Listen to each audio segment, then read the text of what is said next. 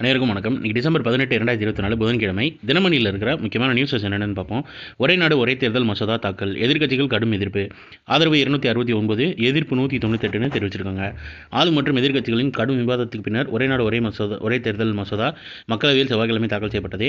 மக்களவை, மாநில சட்டப்பேரவைகளுக்கு ஒரே நேரத்தில் தேர்தல் நடத்த அரசமைப்பு சட்டம் 129வது திருத்தம் மசோதா 2024 வழிவகை செய்கிறது. இதேபோல புதுச்சேரி, தில்லி மற்றும் ஜம்மு காஷ்மீர் யூனியன் பிரதேசங்களின் சட்டப்பேரவை தேர்தலையும் மக்களவை தேர்தலுடன் சேர்த்து நடத்த யூனியன் பிரதேசங்கள் சட்ட திருத்த மசோதா 2024 வழிகோலுகிறது.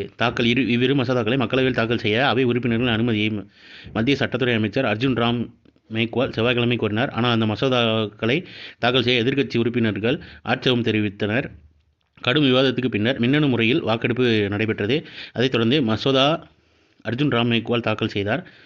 அப்புறம் வாக்காளர்களின் உரிமையை பறிக்கக்கூடாது, 5 ஆண்டுகளுக்கான அரசை தேர்வு செய்யும் உரிமை வாக்காளர்களுக்கு உள்ள நிலையில் ஒரே நாடு ஒரே தேர்தல் மூலம் அந்த உரிமையை பறிக்கக்கூடாது என்று மக்களவையில் திமுக குழு தலைவர் டிஆர் பாலு வலியுறுத்தினான்னு தெரிவிச்சிருக்காங்க. அப்புறம் மத்திய சட்ட அமைச்சர் மறுப்பு. தெலுங்கு தேசம், சிண்டே, சிவசேனா ஆதரவு. மாநில ஒழித்திடும் ஒவ்வொருத்தரோட கருத்தையும் அங்கே பதிவு செஞ்சுருக்காங்க. அண்ட் அங்கே என்ன நடந்துச்சு அப்படின்றத எலாபரேட்டாக கொடுத்துருக்காங்க. டைம் இருக்கிறவங்க வாசித்து பார்த்துக்கோங்க. அடுத்ததாக இன்றைக்கான திருக்குறள் என்னன்றதை பார்த்துருவோம். உணர்ச்சி பழகுதல் வேண்டா, உணர்ச்சி தான் நட்பு ஆம் கிழமை தரும். நட்பு செய்வதற்கு தொடர்பும் பழக்கமும் வேண்டியதில்லை. ஒத்த உணர்ச்சியே நட்பு ஏற்படுவதற்கு வேண்டிய உரிமையை கொடுக்கும்னு நட்பு அப்படின்ற அதிகாரத்தில் திருவள்ளுவர் சொல்லியிருக்காரு.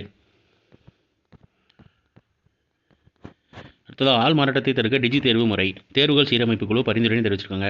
போட்டித் தேர்வுகளில் ஆள் மாறாட்டத்தை தடுக்க டிஜி தேர்வு முறை அறிமுகம். கணினி மூலம் இணையவழி தேர்வு. ஒவ்வொரு மாவட்டத்திலும் பாதுகாப்புடன் கூடிய தேர்வு மையங்கள், கிராமப்புற பகுதிகளிலும் தேர்வு மையங்கள் அமைத்தல் உள்ளிட்ட பல்வேறு பரிந்துரைகளை தேர்வுகள் சீரமைப்பு குழு மத்திய அரசிடம் கடந்த மாதம் சமர்ப்பித்தது.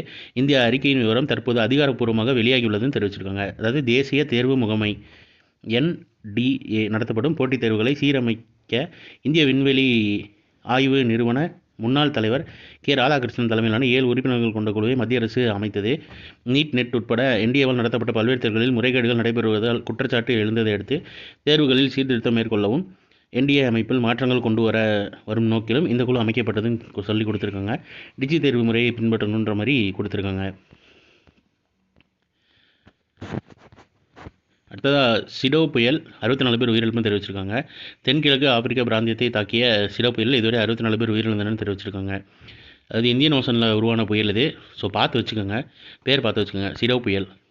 இன்றைக்கான இம்பார்ட்டன்ட் நியூஸஸ் அவ்வளோதான். இதோட ஷார்ட் வெர்ஷன் தான் 1 மினிட் கரண்ட் அஃபேர் நம்ம சேனல் இருக்குது. வேணுங்கிறவங்க அதை யூட்டிலைஸ் பண்ணிக்கோங்க. மேலும் இன்னொரு நியூஸ் வீடியோவில் சந்திப்போம். தேங்க்யூ.